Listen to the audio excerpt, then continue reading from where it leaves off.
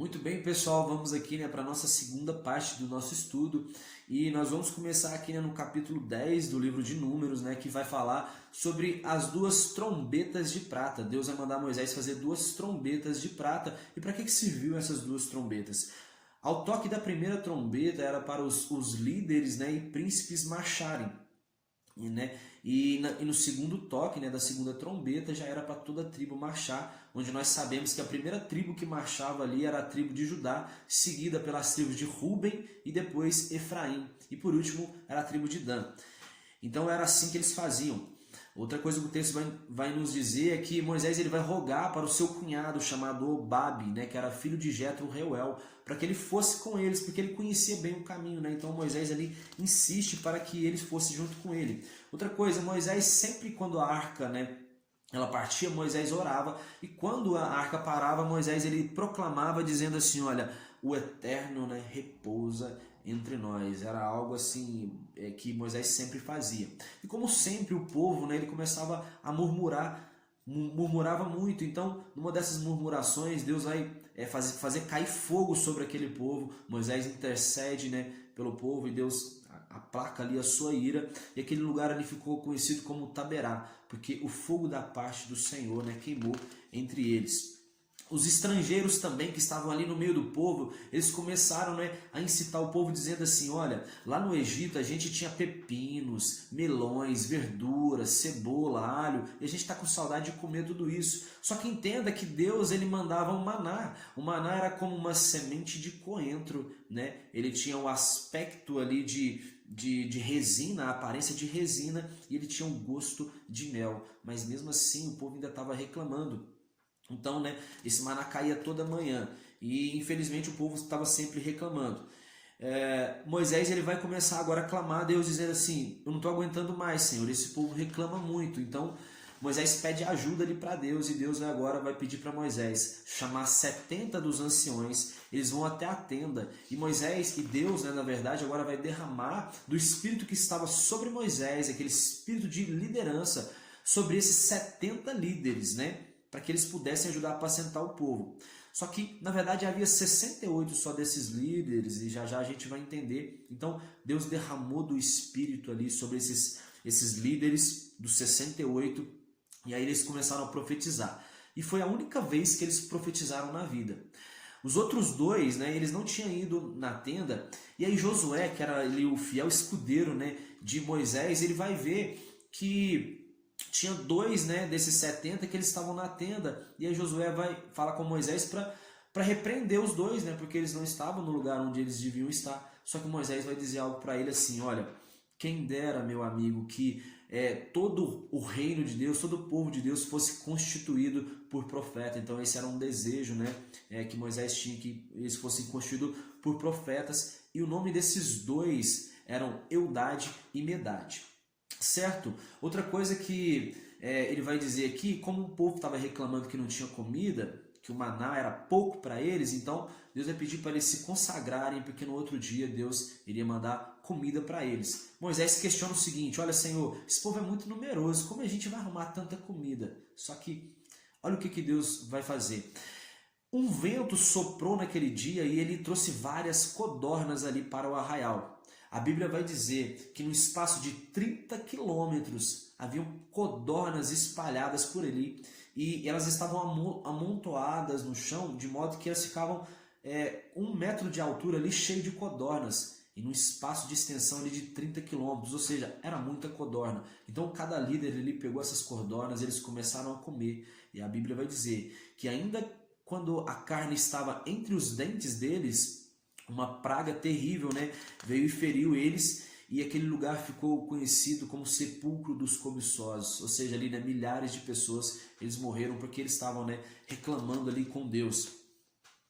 Então não bastava o povo reclamar, agora vem Miriam e Arão também, e Arão reclamar ali de Moisés, porque eles vão começar a questionar Moisés. Eles também faziam parte da linha de frente ali, Arão acompanhou Moisés várias vezes, e eles vão questionar, olha Moisés, você não casou com uma mulher da sua tribo, nem com ela não é de nenhuma das tribos de Israel, ela é uma mulher de Midian, é uma mulher etíope, Então, Deus não falou só com você. Então, assim, cara, olha, a gente também, né, não é só você que está mandando aqui, não. Só que Moisés, ele estava falando com Deus face a face, e Deus tinha transformado ele.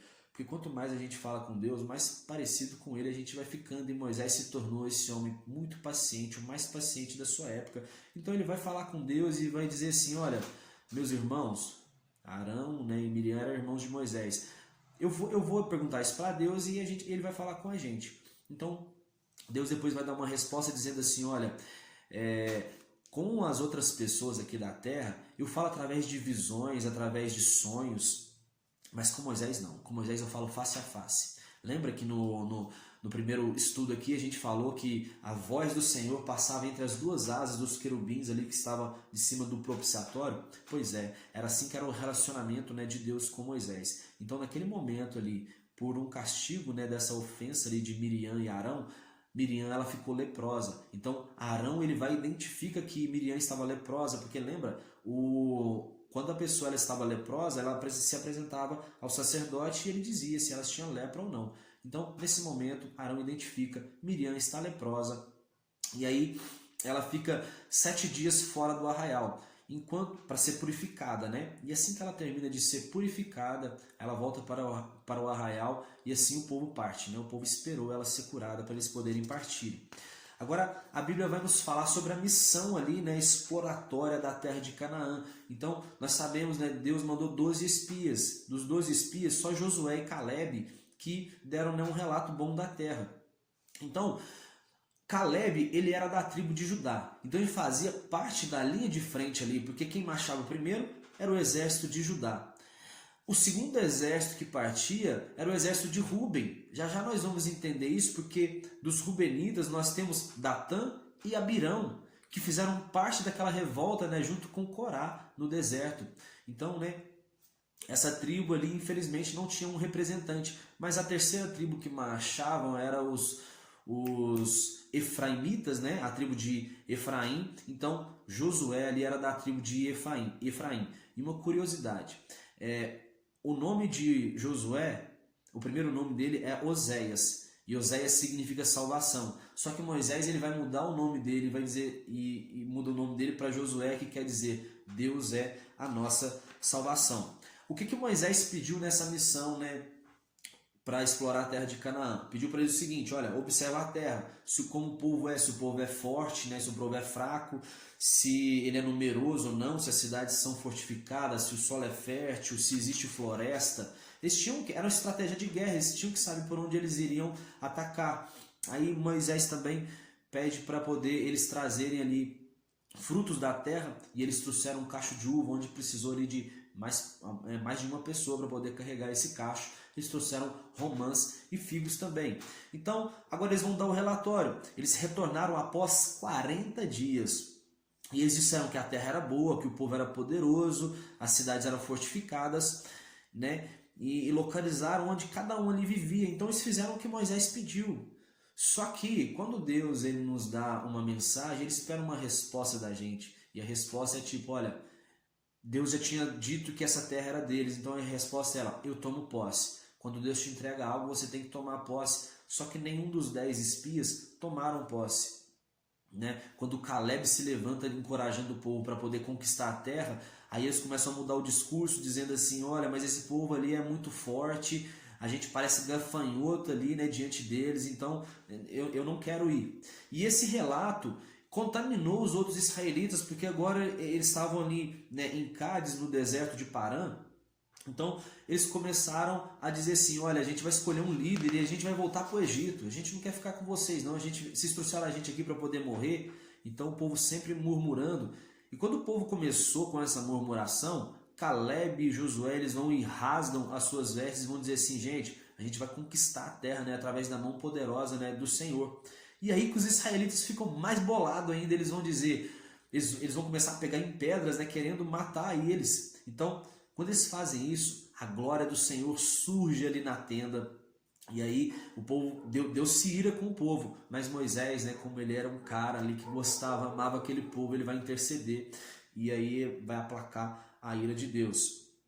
E é nesse momento aí que Deus vai dizer que aquele povo não vai entrar na terra prometida. porque por 10 vezes, né, aquele povo deixou de ouvir a voz do Senhor, é isso que ele vai dizer. Aí Deus vai e dá uma ordem para Caleb, olha, você vai começar essa conquista, passando ali, né, pelo Mar Vermelho. Deus começa a dizer ali para Moisés e Arão que aquele povo ali, os corpos deles, né, eles tombarão ali naquele deserto, aquele povo, né, que ficaram ali com o relato dos 10 espias, que não quiseram, né, marchar para poder conquistar a terra.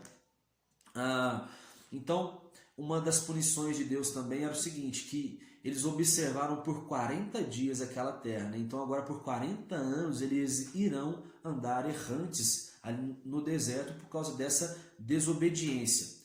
Os 10 espias ali, eles morreram de morte súbita, né? Sabe, instantaneamente ali eles morreram, né, com uma praga né, e foram mortos. Só que o povo, Deus já tinha dado a sentença que eles iam ficar 40 anos, né, caminhando errantes no deserto, por acreditarem no relato daqueles 10 espias e não caminharem. Então, eles avistaram um lugar ali, eles quiseram acampar naquele lugar. E ali tinha amalequitas e cananeus, né, então eles iriam para uma batalha. E eles levantam de madrugada, né, e planejam esse ataque. Só que Moisés vai alertar eles, dizendo assim, olha, não é para vocês ir, Deus não está com vocês. Eu não vou e nem a Arca da Aliança vai. Aí, como eles teimaram, né, o que aconteceu? Eles sofreram ali uma terrível derrota. Certo? Agora a Bíblia vai nos falar sobre a lei, sobre os sacerdotes. Então, né, era para ser oferecido ali 1 litro de vinho como oferta agradável ao Senhor. A lei, os sacerdotes iam oferecer isso. Depois eles ofereciam mais meio galão de vinho, né, tudo preparado no fogo. E essas leis, né, as leis que eles estavam estabelecendo ali também valiam, né, para os estrangeiros. As primícias do pão, já, né, vamos entrar um pouquinho nas questões de leis que fala aqui também, que quando eles entrassem na terra, né, eles ofereceriam um tributo, né, a Deus antes de comer o pão da terra. Era todo um ritual para quando eles entrassem na terra de Canaã. Quem pecasse deliberadamente seria expulso. Quem desonrasse ali, né, desobedecesse o sábado, né, essa pessoa era para ser apedrejada. Então essa lei do sábado valia muito ali. Eles tinham que usar pingentes e capas, né, como lembrança ali dos mandamentos. E agora a Bíblia vai falar da questão da revolta, né, do deserto. A gente já falou sobre isso antes, mas, né, ele relata aqui mais uma vez. Então Corá, ele era neto de Coate, ou seja, ele era neto de Coate e Coate era avô de Moisés. Corá era primo de Moisés, então por ele ser parente ali, né, um parente próximo de Moisés, ele pensou assim, cara, eu também mando. Arão também pensou dessa forma, né, quando ele foi com Miriam. Então, olha, a gente vai se revoltar mesmo, a gente, né, também quer mandar. E aí Datã e Abirão, que era da tribo de Ruben, né, uma tribo ali que era de linha de frente, mas, né, era uma linha de frente, um cara que estava aprendendo ali com Deus, mas ele preferiu se tornar um revoltoso, né, do que fazer parte ali do propósito, né, que Deus havia estabelecido para Moisés. Então, né, nesse relato aqui você vai ver que Corá, ele foi destruído. Ele estava incitando ali o povo, né, contra Moisés. E o curioso é que Moisés vai dizer assim, olha, Corá, porque o Corá era um levita. Então, os levitas ali, eles tinham o privilégio de estar servindo no tabernáculo, e Moisés vai questionar eles, olha vocês levitas, será que é pouco para vocês estarem servindo aqui no tabernáculo? Vocês, né, os coatitas ainda são encarregados de levar os utensílios sagrados, será que é pouco isso? Me admira muito vocês estarem no meio dos revoltosos, né? Então Moisés, ele vai, né, alertar eles sobre isso. E é o que acontece? Corá, ele vai, né, com os 250 outros revoltosos ali, ele vai dar queimadores de incenso para eles. Só que no meio ali tinha, né, Datã e Abirã, que era da tribo de Ruben, e os rubenitas, eles não podiam, né, pegar esses utensílios sagrados. Eram somente os levitas. Então Corá começou a dar algo que era sagrado para pessoas que não eram consagradas. Então isso também foi algo, né, que fez com que caísse mais ainda essa revolta, né? Deus, ele ficou muito irado com eles, tanto é, né, que um buraco abriu ali, né, subitamente engoliu ali Corá, Datã e Abirão, e depois um fogo consumiu os outros 250 revoltosos ali. Outra vez, né, o povo ele vai começar a criticar Moisés. O povo criticou Moisés por essas mortes, né? Vai dizer, pô Moisés, mas você está fazendo essas coisas e o nosso povo está morrendo. Então até nisso, né, eles estavam reclamando com Moisés, e eles reclamam, né, mais uma outra vez, e aí começou uma grande epidemia ali no meio do povo. E aí Arão ele vai pegar, oferecer um sacrifício de expiação, né, pelo povo, e aí essa epidemia ali vai passar. Mas nesse dia morreu 14.700 pessoas, né, fora aqueles 250. Então, né, além dos 250, pela murmuração, ainda Deus ainda mandou uma outra epidemia e aquele povo, né, acabou perecendo. Para finalizar aqui, a Bíblia vai falar sobre a questão do cajado de Arão que floresce. O Senhor tinha ordenado a Moisés que ele, né, que cada tribo trouxesse um cajado, escrevesse no cajado ali o nome, né, de cada tribo e colocasse diante da tenda do encontro, né, em frente à Arca da Aliança.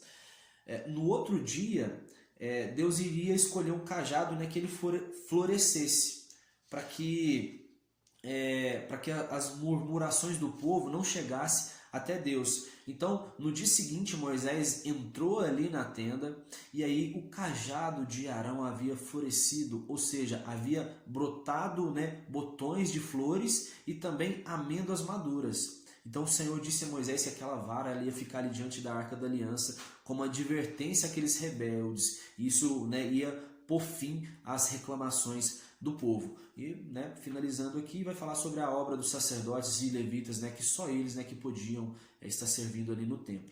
Certo, pessoal? Então, é uma resenha aqui bem detalhada, né, um estudo, né, na verdade, um estudo bem detalhado aqui do livro de Números. E espero que vocês estejam aprendendo muito. Aguardo vocês até a terceira parte e até mais. Valeu!